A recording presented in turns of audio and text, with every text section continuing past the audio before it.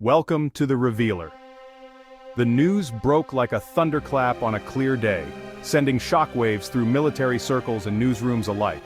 Subic Bay, once a quiet port with a storied past, was suddenly thrust into the global spotlight. It started not with an official announcement but with grainy cell phone videos and hushed whispers from dock workers at Subic Bay. Rumors swirled among the workers, their voices barely above a whisper as they watched something unusual unfold before their eyes. The headline was stark: U.S. helicopters vanish at Subic Bay. News outlets scrambled to verify the story while social media buzzed with speculation and theories. For a moment, the world wondered what it meant. Was it an accident, a secret sale, or perhaps something even more clandestine? The uncertainty only fueled the intrigue, as people everywhere tuned in for updates. The truth, however, was far more strategic than anyone could have guessed. Behind closed doors, military analysts pored over maps and intelligence reports, trying to piece together the real story. This was a military power move, executed in plain sight, yet shrouded in mystery. The operation was bold, calculated, and designed to send a message to allies and adversaries alike. Under the hot Philippine sun, massive US C-17 Globemasters landed at the former naval base, their engines rumbling across the tarmac. The sight was both impressive and intimidating, a reminder of the reach of American air power. Their cargo bays opened to reveal a fleet of formidable military helicopters, sleek, powerful, and bristling with technology. These machines were the pride of the U.S. arsenal, and their sudden appearance in Subic Bay raised countless questions. These weren't here for a simple exercise. The presence of high-ranking officers and specialized crews hinted at something far more significant. The aircraft were rolled onto the tarmac, their silhouettes a stark symbol of American might. Against the setting sun, the helicopters looked almost otherworldly, casting long shadows over the base. The real surprise: instead of flying out, American technicians began methodically disassembling the helicopters. Rotor blades came off, electronics were shrouded, fuselages prepped for storage. Every move was deliberate, every action carefully planned. Why bring state-of-the-art helicopters halfway across the world only to take them apart? Dock workers watched in confusion, unable to make sense of the operation unfolding before them. This act of vanishing was a masterclass in strategic signaling, an operation designed to be seen but not fully understood. Surveillance cameras captured every movement, while military leaders monitored the situation from command centers, analyzing every detail. The helicopters didn't disappear. They were being embedded, hidden in plain sight, ready to be awakened at a moment's notice. Each component was carefully stored, every bolt and blade accounted for, as if waiting for a future call to action. The mystery was the message, and the world was watching. Subic Bay had become the stage for a new kind of power play, one where what you don't see is just as important as what you do. The Filipino public reacted with awe, their daily routines suddenly interrupted by the sight of foreign helicopters and the hum of military activity. Confusion and anxiety spread quickly as people tried to make sense of what was unfolding before their eyes. Social media buzzed with speculation. Was this the beginning of a new U.S. base? Was it a prelude to conflict or just a temporary exercise? Rumors and theories multiplied by the hour. Some locals felt reassured, interpreting the helicopters as a protective shield and a clear sign of U.S. commitment to the Philippines' security. For them, the presence brought a sense of safety in uncertain times. But others were deeply concerned about national sovereignty, fearing that the Philippines was being turned into a U.S. storage depot, and, by extension, a potential target in any future conflict. Protest groups voiced their anger, seeing these developments as a return to an era of foreign military dominance, something many hoped was left in the past. The debate raged on. Was this a protective embrace from an ally or the tightening grip of a superpower with its own interests? International observers watched closely, equally perplexed by the sudden developments and the lack of official explanations. Analysts speculated endlessly. Was this just a logistical test, or a calculated message to China and other regional powers? The lack of clarity seemed intentional, as if ambiguity itself was part of the strategy. By letting rumors circulate unchecked, the U.S. created a narrative of uncertainty, keeping both allies and adversaries guessing. Adversaries now had to ask themselves, how many helicopters are really there? What else might be stored at Subic Bay?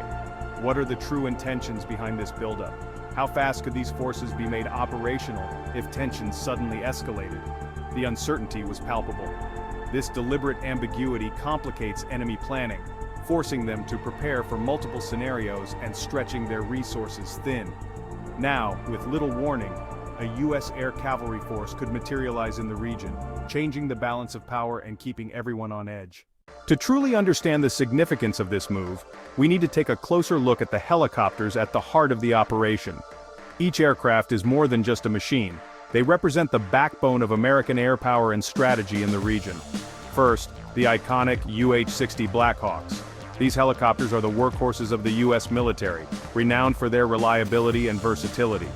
They excel at transporting troops, delivering supplies, and providing critical support in the heat of battle. Their ability to operate in diverse environments makes them indispensable for rapid response missions. Next, the formidable AH-64 Apaches. Often described as flying tanks, these helicopters are bristling with advanced weaponry, including powerful chain guns and precision Hellfire missiles. Their presence signals a strong offensive capability, able to engage ground targets and provide close air support in even the most challenging conditions. Then there's the CH-47 Chinook, a true heavy-lift giant. With its twin rotors and massive cargo capacity, the Chinook can move large numbers of troops, vehicles, and supplies across vast distances, whether over rugged mountains or scattered islands. Its logistical power is unmatched in the U.S. helicopter fleet. Together, this trio forms a balanced and highly effective air cavalry force. Blackhawks provide mobility and flexibility, Apaches deliver devastating firepower, and Chinooks ensure logistics and sustainment. Each plays a unique role, but their combined strength is what makes the force so formidable. This isn't just a random assortment of helicopters. It's a carefully selected, purpose-built toolkit designed specifically for the unique challenges of the Indo-Pacific region, where distance, terrain, and rapid response are critical. These helicopters enable rapid deployment of forces, overwhelming firepower when needed, and the endurance to sustain operations over time. They can quickly shift from one mission to another, adapting to changing threats and opportunities.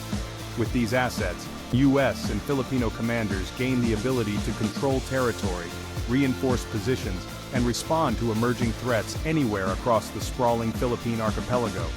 The specific aircraft chosen for these missions reveal a clear intent to maintain readiness for fast, flexible operations, and to ensure that forces can be projected wherever and whenever they are needed most. Ultimately, this is about projecting power and influence across some of the world's most complex geography, vast stretches of ocean, dense jungles, and remote islands. The message is unmistakable. The United States is prepared for any scenario in the region, ready to respond swiftly and decisively to any challenge that may arise. The disassembly puzzled many, but it's all about pre-positioned stock. Dismantling isn't disposal, it's preservation and rapid deployment. Components are sealed and stored in climate-controlled facilities, protected from the harsh environment. The advantage: speed. Flying helicopters from the US or Japan takes days and is easily detected. Pre-positioning in the Philippines cuts response time to hours. Technicians can reassemble the fleet quickly in a crisis. Think of it as a flat-pack army, efficient, space-saving, and discreet. A small team maintains the assets. Assembly crews fly in only when needed. This creates a minimal footprint in peacetime but a rapid surge capability in crisis. The result: adversaries must assume a U.S. combat aviation brigade could be operational in 72 hours. Prepositioning military equipment is a Cold War tactic, reborn for the Indo-Pacific. Back then, the U.S. kept tanks and artillery in Europe, ready for rapid reinforcement. The logic: moving heavy equipment across oceans is slow and risky. Prepositioned stock solved that, letting troops fly in and marry up with gear. At Subic Bay, the concept is updated: helicopters in hangars, not tanks in warehouses. The goal remains: reduce deployment time, increase readiness. Distance and time are the enemies of rapid response. This strategy closes both gaps. The Pentagon is shifting back to great power competition, and pre-positioning is key. It's a lesson from the past, tailored for today's threats. The old playbook still works, just with new pieces on a new board. Subic Bay's selection is no accident. Once the largest U.S. naval base in the Pacific, its geography is ideal: deep, sheltered, and close to flashpoints.